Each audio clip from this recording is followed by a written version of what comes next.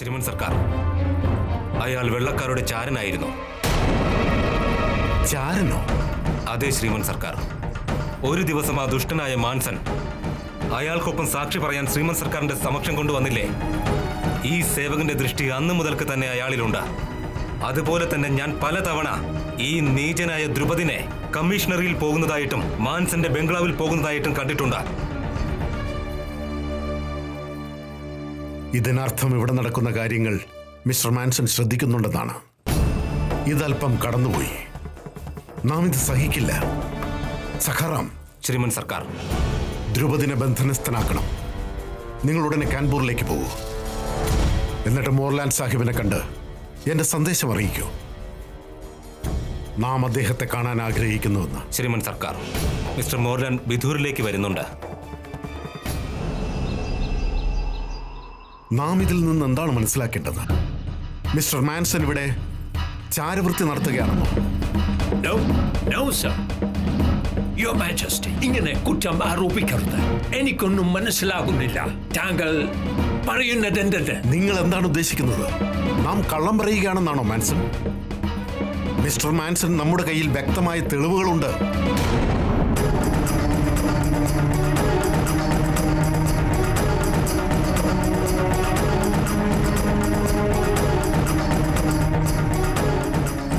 താത്യ,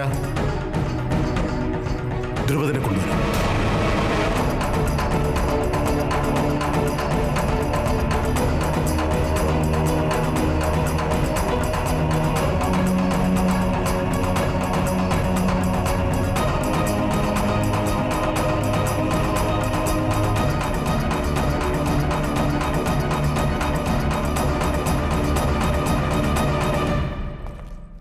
ദ്രുപദ്? ഏത് ദ്രുപദ്?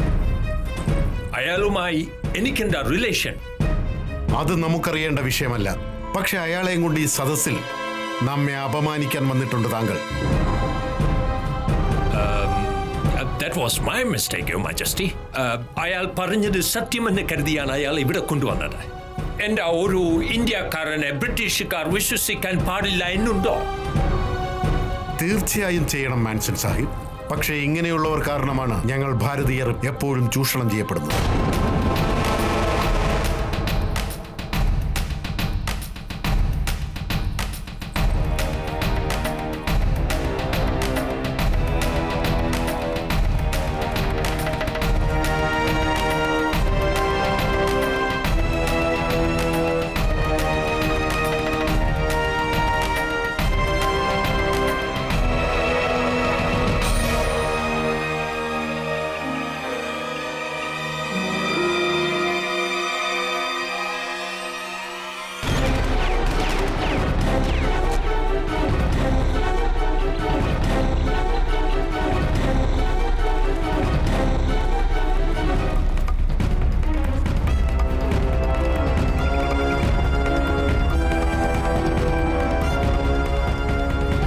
സഖാറാം, ചോദിക്കൂ ഇയാളോട് രാത്രി മുഴുവൻ കൊട്ടാരത്തിന് പുറകിൽ എന്ത് ചെയ്യുകയായിരുന്നു എന്ന്.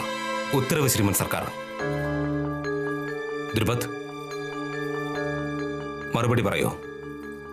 മഹാരാജൻ, ഞാൻ വെറുതെ അവിടെ പേടിക്കേണ്ട ദ്രുപദ്. ഇത് ശ്രീമൻ സർക്കാരിന്റെ രാജസദസ്സാണ്. ഇവിടെ നിന്റെ ഈ മാൻസൺ സാബിന് നിന്നെ ഒന്നും തന്നെ പറയാനോ ചെയ്യാനോ കഴിയില്ല. ഞാനോ? Why should I say anything to him? Answer them. സർക്കാർ, ഞാൻ വെറുതെ. എന്ത് ഞാൻ? മഹാരാജൻ, ഞാൻ കൊട്ടാരത്തിന്റെ പുറകിൽ എന്ത് ചെയ്യാനാണ് നീ പോയതാ? കാവൽ നിൽക്കുകയായിരുന്നു. അല്ലല്ല, അത് ഞാനവിടെ. കണ്ടോ മോർലൻ സാഹിബ്? ഇല്ല സർക്കാർ, ഞാൻ അവിടെ. എന്തിനാണ് ഞാനെന്ന് പറയുന്നത്? മിണ്ടരുത്. സൈനികരെ, കൊണ്ടുപോകൂ ഇയാളെ.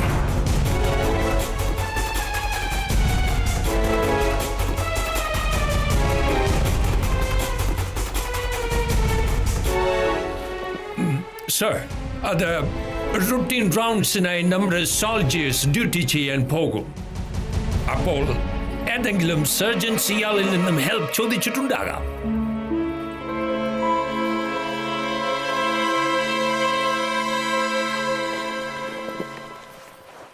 എല്ലാ കാര്യങ്ങളും നമുക്ക് മനസ്സിലായി കഴിഞ്ഞു, your majesty. It's a small misunderstanding. Mister Manson നിങ്ങൾ പറയുന്ന തരത്തിലുള്ള ഒരു ഇന്റൻഷനുമില്ലായിരുന്നു. ബട്ട് വീണ്ടും ഞാൻ അപ്പോളജൈസ് ചെയ്യുകയാണ്.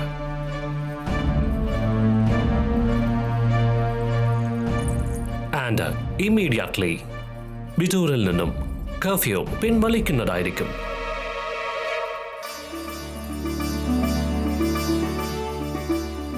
നന്ദിയുണ്ട് മോർലൻ സാഹിബ്, നന്ദിയുണ്ട്. Your majesty, we love Indians. തിരിച്ചും ആ സ്നേഹം വേണമെന്നാണ് നമ്മുടെ ആഗ്രഹം.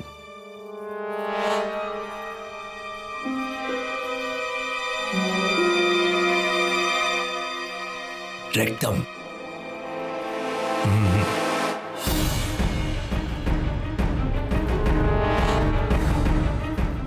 അതെ, രക്തം. രാത്രിയിൽ വെടിയേറ്റു അല്ലേ? വെടിയോ? കളരിയിൽ അഭ്യാസം നടത്തിക്കൊണ്ടിരിക്കുന്ന സമയത്ത് മുറിവേറ്റതാണ്. Sword fight. Nice game. Your Majesty, നാം ആഗ്രഹിക്കുന്നത് ഇന്ത്യൻസും ബ്രിട്ടീഷേഴ്സും ഒരുമിച്ച് ചേർന്ന് ജീവിക്കണമെന്നാണ്. പരസ്പരം കൾച്ചേഴ്സ് മനസ്സിലാക്കി പഠിക്കണമെന്ന്. Believe me, എൻ്റെ വൈഫിന് നിങ്ങളുടെ festivals, folk music and games, ഇതെല്ലാം വളരെ ഇഷ്ടമാണ്. എന്തുകൊണ്ട് നമുക്ക് ഒരുമിച്ച് ചേർന്ന് പരസ്പരം ട്രഡീഷൻസ് പഠിച്ച് enjoy ചെയ്തുകൂടാ? Brilliant idea, sir. Why don't we start with the sword fight? That's great. അങ്ങനെ പറയുന്നു, യുവർ മാജസ്റ്റി. ഇതാണ് നാം ആഗ്രഹിക്കുന്നത് മോർലൻ സാഹിബ്. നാം എല്ലാവരും സുഖവും സമാധാനവുമായിട്ട്. ഓക്കെ, യുവർ മാജസ്റ്റി, ഞാൻ കേട്ടിട്ടുണ്ട് അങ്ങയുടെ സെർവന്റ് വളരെ നന്നായി വാൾഫൈറ്റ് നടത്തുമെന്ന്. എനിക്കും കുറച്ചൊക്കെ അറിയാം. Let's have a practice match. ഞാൻ വളരെ കാലമായി പ്രാക്ടീസ് ചെയ്യുന്നു. താങ്കളുടെ ഈ വാരിയറിൽ നിന്നും കുറച്ചെങ്കിലും പഠിക്കാം. തീർച്ചയായും നാം ഇതിനുള്ള തയ്യാറെടുപ്പുകൾ നടത്തിത്തരാം.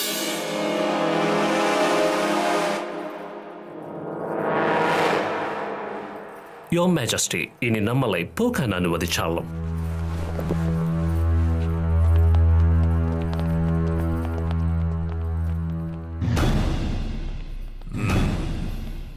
പ്രാക്ടീസ് ഗ്രൗണ്ടിൽ നമുക്ക് കാണാം.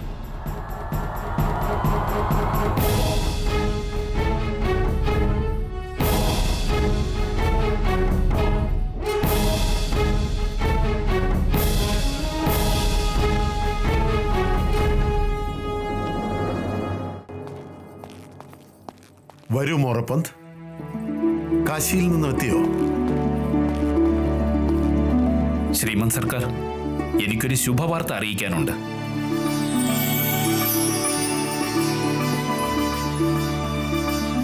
എന്ത് ചേച്ചി പറയുന്നതൊന്ന് കേൾക്ക് ചേച്ചി. ഇല്ല, മുത്തശ്ശിയോട് മാത്രമല്ല, ഞാൻ അച്ഛനോടും പോയി പറയും, എല്ലാവരോടും പറയും. മോറപ്പന്ത്, താങ്കൾ ഒരു ശുഭവാർത്ത തന്നെയാണ് നൽകിയിരിക്കുന്നത്. അച്ഛാ,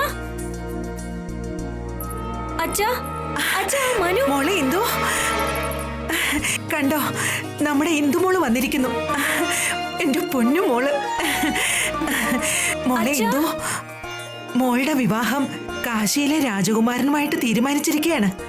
നിനക്കറിയോ ഇതൊക്കെ ആര് കാരണോ സംഭവിച്ചതെന്ന്? നമ്മുടെ മനു കാരണം.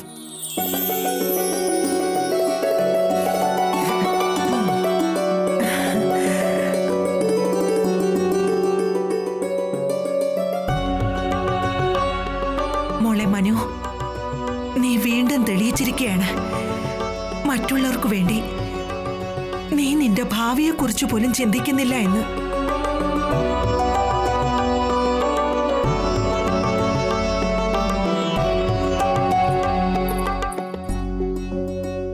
ഭഗവാന് ചുറ്റും ഇരുട്ടില്ല, പ്രകാശം മാത്രമേ ഉള്ളൂ.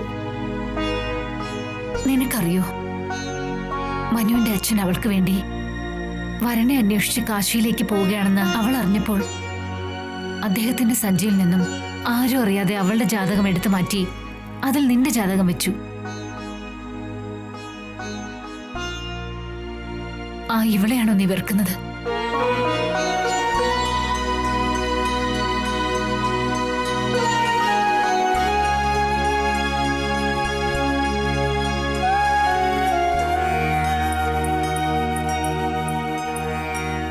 ശ്രീമൻ സർക്കാർ, വിശ്വസിച്ചാലും എനിക്ക് അപ്പോഴാണ് മനസ്സിലായത് ആ ജ്യോതിഷാചാര്യ ശ്രേഷ്ഠൻ ജാതകം കാശിരാജാവിന്റെ കൈകളിൽ ഏൽപ്പിച്ചിട്ട് പറഞ്ഞു, ഇന്ദുമോളുടെ ജാതകത്തിലെ എല്ലാ ഗ്രഹങ്ങളും രാജകുമാരന്റെ 7ാം ഭാവവുമായി ചേരുന്നുണ്ടെന്ന്. ഞാൻ ആശ്ചര്യപ്പെട്ടു പോയി. കാരണം ഞാൻ മനുവിന്റെ ജാതകമല്ലേ കൊണ്ടുപോയത്. പിന്നെ എങ്ങനെ? അതേ മൊറോപ്പന്ത്, നമ്മുടെ മനു ഇന്ദുവിന് വേണ്ടി ചെയ്ത കാര്യങ്ങളൊക്കെ. വാഹിനി സാഹിബ്, നമ്മുടെ മകൾ ഇന്ന് വരെ ചെയ്തിട്ടുള്ളതൊക്കെ മറ്റുള്ളവർക്ക് വേണ്ടിയാണ്.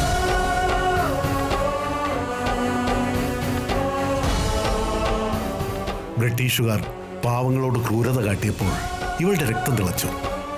ഇതേ ബ്രിട്ടീഷുകാർ കാൺപൂരിലെ ഒരു പാവം കർഷകന്റെ തലപ്പാവ് തട്ടിത്തെറിപ്പിച്ചപ്പോൾ സർവരും കാഴ്ചക്കാരായി നിൽക്കുകയായിരുന്നു. അപ്പോൾ നമ്മുടെ മകൾ അവരെ അവരുടെ കളിയിൽ പരാജയപ്പെടുത്തി മനസ്സിലാക്കി കൊടുത്തു. ഒരു ഭാരതീയന്റെ തലപ്പാവ് തട്ടിയെറിയുകയാണെങ്കിൽ അയാളുടെ തലയിൽ അതേ തലപ്പാവ് ആദരവോടുകൂടി തിരികെ വെക്കേണ്ടി വരുമെന്ന് അയാൾക്കത് ചെയ്യേണ്ടി വന്നു.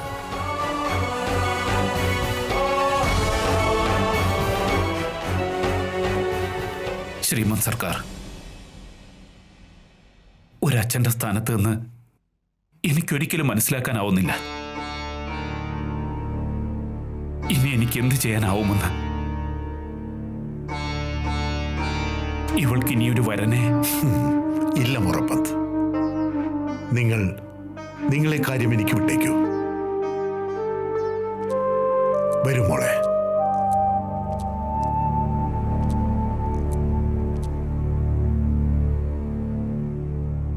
ഇവൾക്കുള്ള വരനെ നാം കണ്ടെത്തും.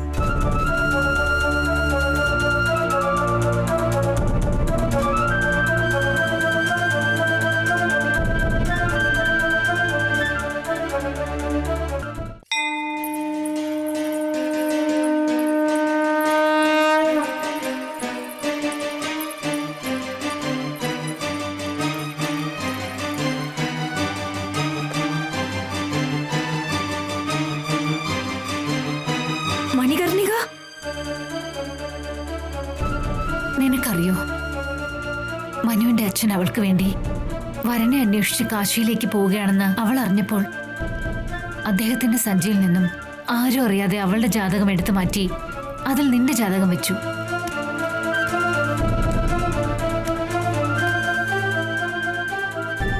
എന്ത് ചേച്ചി?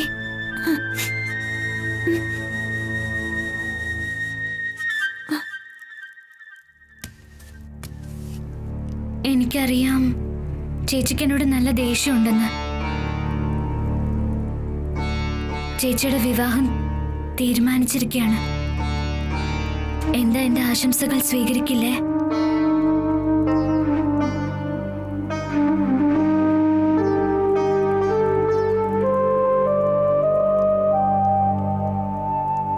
മനു,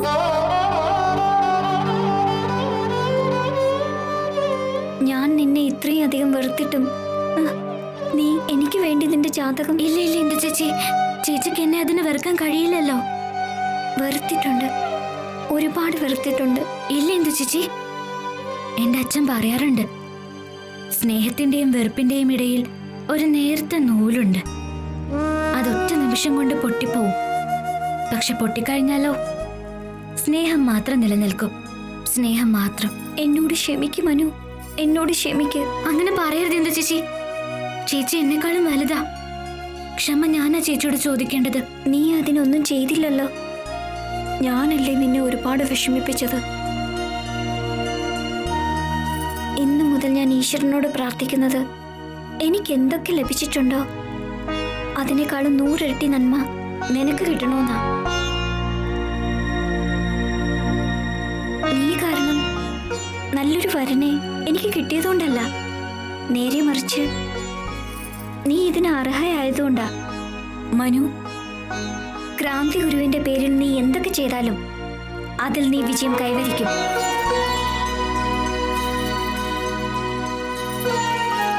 എപ്പോഴും നിന്റെ ഈ ഇന്ദു ചേച്ചി നിന്റെ ഒപ്പം ഉണ്ടാവും.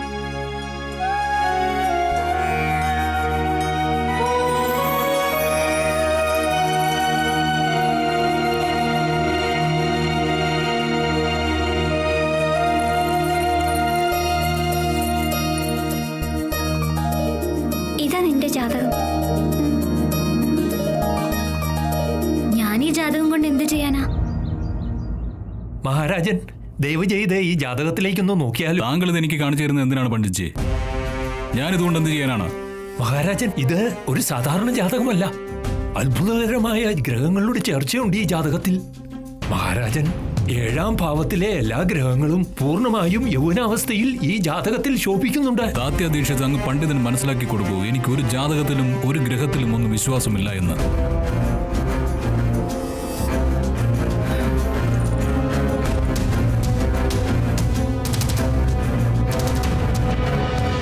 ക്ഷമിക്കണം മഹാരാജൻ, അങ്ങേക്ക് നന്നായിട്ട് അറിയാമല്ലോ അങ്ങയുടെ ഝാൻസി ഇപ്പോൾ വളരെ വിഷമഘട്ടത്തിലാണെന്നുള്ള കാര്യം. നരസിംഹറാവു, ഈ ഗംഗാധർ റാവു എല്ലാ പ്രശ്നങ്ങളെയും നേരിടാൻ ക്ഷമയില്ലാത്തവനായിരുന്നുവെങ്കിൽ ഇന്ന് ഈ ഝാൻസിയുടെ സിംഹാസനത്തിൽ എനിക്ക് പകരം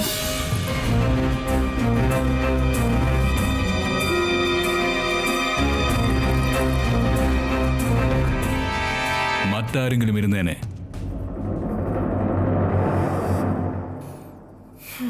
താങ്കളുടെ യോഗ്യതയിൽ ആർക്കും തന്നെ ഒരു സംശയവുമില്ല. പക്ഷേ സത്താരയിലെ തെളിവുകളെല്ലാം തന്നെ താങ്കളുടെ പക്കൽ വ്യക്തമായിട്ടുണ്ട്. എപ്രകാരമാണോ അനന്തരാവകാശി ഇല്ല എന്ന ചതിയിലൂടെ ആ ദുഷ്ട വെള്ളക്കാർ അവരിൽ നിന്നും സത്താര തട്ടിയെടുത്തതെന്ന്. ആ വെള്ളക്കാർ ഇപ്പോഴും ചിന്തിക്കുന്നത് ഇങ്ങനെയാണ്: മഹാരാജാവ് നാട്യശാലയിൽ വളരെ തിരക്കിലാണ്, അപ്പോൾ അനന്തരാവകാശി എന്ന മഹത്വപൂർണമായ അവകാശത്തിൽ ശ്രദ്ധിക്കാൻ അദ്ദേഹത്തിന് സമയമില്ല എന്ന്. അതുകൊണ്ട് ഝാൻസി അവരുടേതായി മാറുമെന്ന്. മഹാരാജൻ, ഇന്ന് മഹാറാണി ജാനകിബായി പറഞ്ഞ കാര്യങ്ങളെല്ലാം സത്യമാണ്. വിശ്വസ്തരായ ചാരന്മാർ സൂചന നൽകിയിരിക്കുകയാണ്. മഹാരാജാവ് വിവാഹം കഴിക്കില്ല എന്ന് ബ്രിട്ടീഷുകാർ ആശ്വസിച്ചിരിക്കുകയാണ്. ഇപ്പോൾ എന്റെ ഹൃദയമെടുപ്പ് പോലും ബ്രിട്ടീഷുകാർ എനിക്ക് മുമ്പേ കേൾക്കുന്നു. നാം വിവാഹത്തിനെതിരല്ല, പക്ഷെ ഒരു യോഗ്യയായ കന്യകയെ ലഭിക്കണം.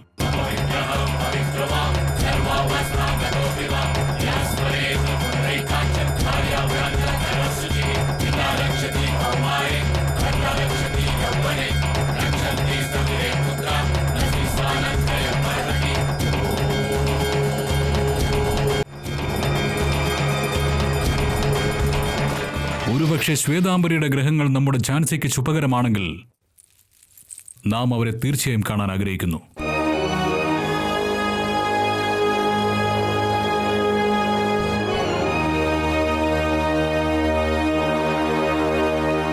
മഹാരാജാവ് വിജയിക്കട്ടെ.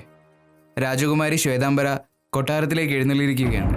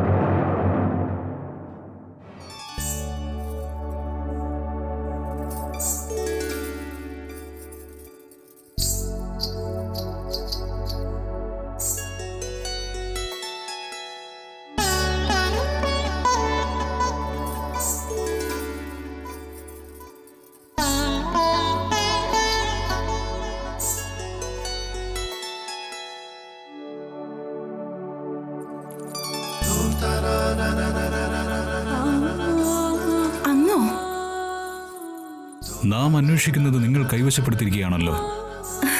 യാ അല്ലാ, ഞാൻ എന്താണ് കൈവശപ്പെടുത്തിയിരിക്കുന്നത്? നമ്മുടെ ഹൃദയം. വെറുതെ. അങ്ങ് വളരെ മഹാനാണ്. ഞാൻ ഏറെ നേരമായി കാത്തിരിക്കുകയാണ് അങ്ങയെ. അപ്പോ ഇനി ഒരുപാട് കാത്തിരിക്കേണ്ടി വരും നിനക്ക്. നിങ്ങൾ എന്താണ് ഈ പറയുന്നത്? ഞാൻ കള്ളമല്ല പറയുന്നത് മോളെ. ചാൻസി മുഴുവൻ ഇക്കാര്യമാണ് ചർച്ച ചെയ്യുന്നത്. എന്ത് കാര്യം? കൊട്ടാരത്തിൽ ഏതോ വലിയ രാജ്യത്തെ രാജകുമാരിയാണ് എത്തിയിരിക്കുന്നത്. മഹാരാജാവിന്റെ വിവാഹം നടക്കാൻ പോവാണ്.